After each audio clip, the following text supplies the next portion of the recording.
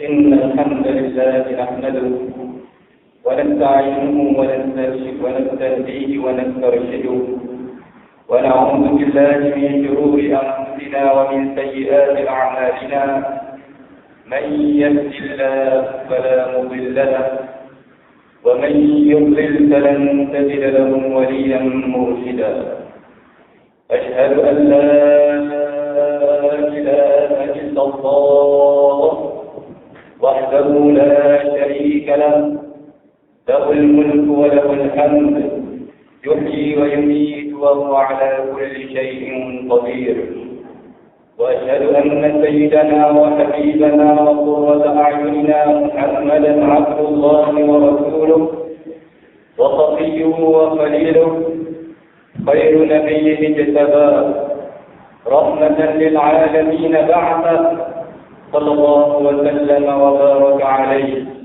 وزاده فضلا وشرفا وتكريما لديه. أما بعد فيا عباد الله اتقوا الله حق تقاته اتقوا الله حق تقواه.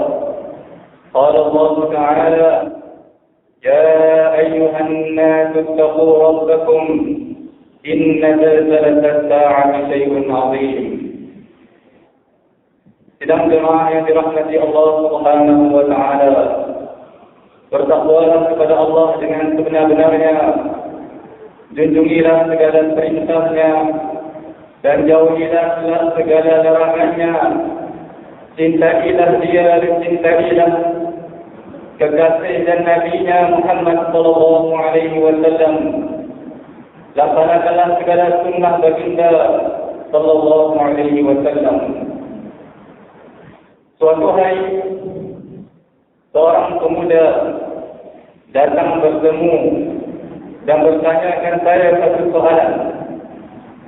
Selepas dia telah mengambil janji daripada saya supaya saya tidak memarahi ataupun mencelanya dengan soalannya itu. Lalu dia pun memulakan pertanyaan yang berbarikan. Ustaz, apakah pandangan pendapat Islam tentang cinta? Apakah pandangan atau pendapat Islam tentang cinta? Lalu saya menjawab, sebelum saya menjawab soalan kamu, maka biarkan saya perbetulkan pertanyaan kamu dahulu. Sesungguhnya Islam adalah agama yang diturunkan oleh Allah Subhanahu wa taala daripada 7 pesala langit. Sesungguhnya Islam adalah kumpulan hukum hakam yang telah diturunkan oleh Pencipta segala-galanya kepada manusia, kepada hamba-hambanya untuk dilaksanakan dan ditunaikan. Islam bukanlah pendapat manusia. Islam bukanlah kumpulan pandangan-pandangan para cerdik dan setia kawan di kalangan manusia. Islam adalah agama Allah. Islam ialah hukum hakam Allah Subhanahu wa taala. Tiada pilihan bagi manusia untuk melanggar perintahnya. Tiada pilihan bagi manusia untuk melakukan segala larangannya. Saya rasa kamu sudah terpengaruh dengan kebanyakan manusia hari ini yang menganggap agama adalah pendapat dan pandangan semata-mata. Ramai di kalangan umat Islam pada hari ini yang memandang rendah dan murah dalam masalah agama.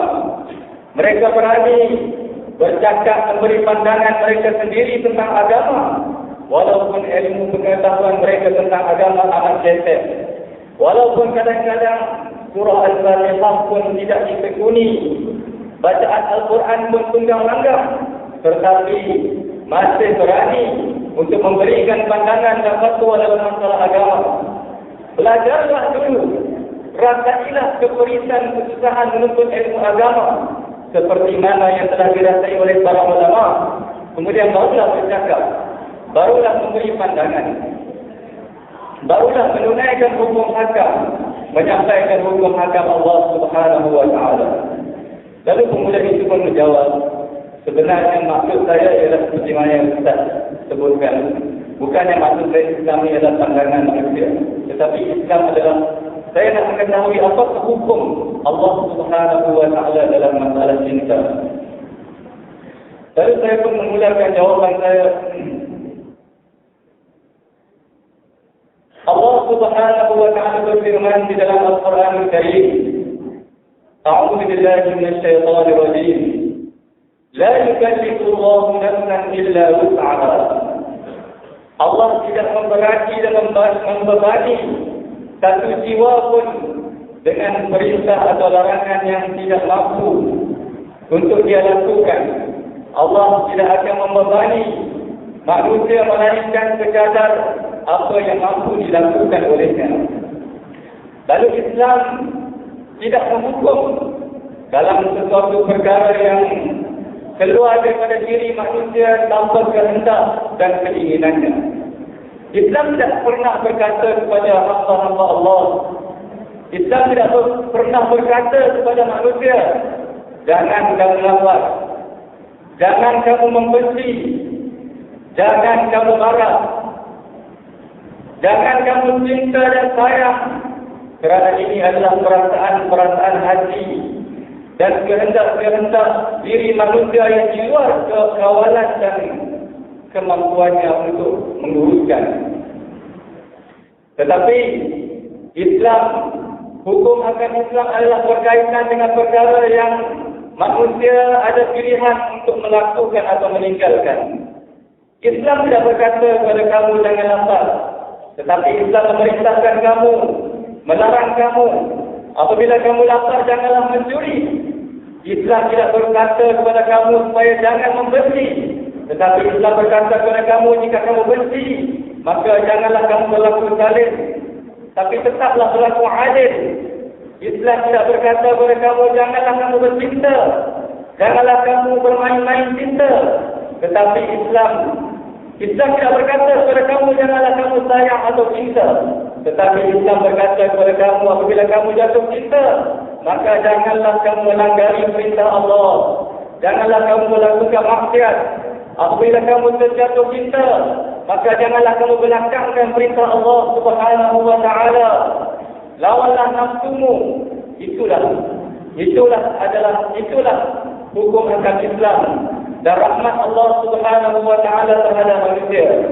Nabi sallallahu alaihi wasallam ketika membahagikan giliran di antara isteri-isteri baginda yang mulia, lalu Nabi sallallahu alaihi wasallam membahagikan dengan adil dan sama.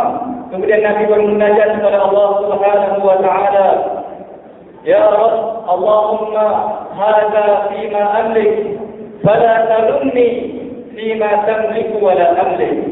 Ya Allah, ya Tuhanku, inilah sekadar yang aku mampu miliki, maka janganlah engkau cela dan marahi aku terhadap sesuatu yang engkau miliki sedangkan aku tidak memilikinya.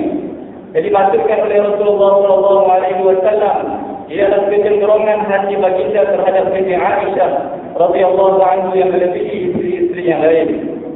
Tetapi kecintaan Nabi SAW terhadap Siti Aisyah yang melebihi daripada cinta Nabi SAW kepada isteri-isteri baginda yang lain tidak menyebabkan baginda tidak berlaku adil.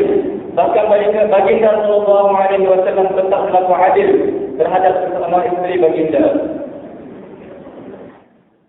Sidang jemaah yang dirahmati Allah Subhanahu wa taala, sesungguhnya perasaan cinta yang ada dalam diri manusia adalah anugerah daripada Allah Subhanahu wa taala.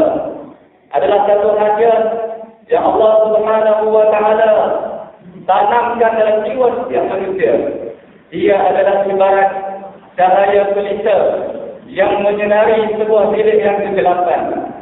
Cahaya itu merupakan suatu rahmat terhadap manusia. Dengan cahaya itulah umat manusia hidup berkasih sayang. Dengan perasaan cinta itulah umat manusia hidup dalam keadaan damai, tentram, saling mengasihi antara satu sama lain.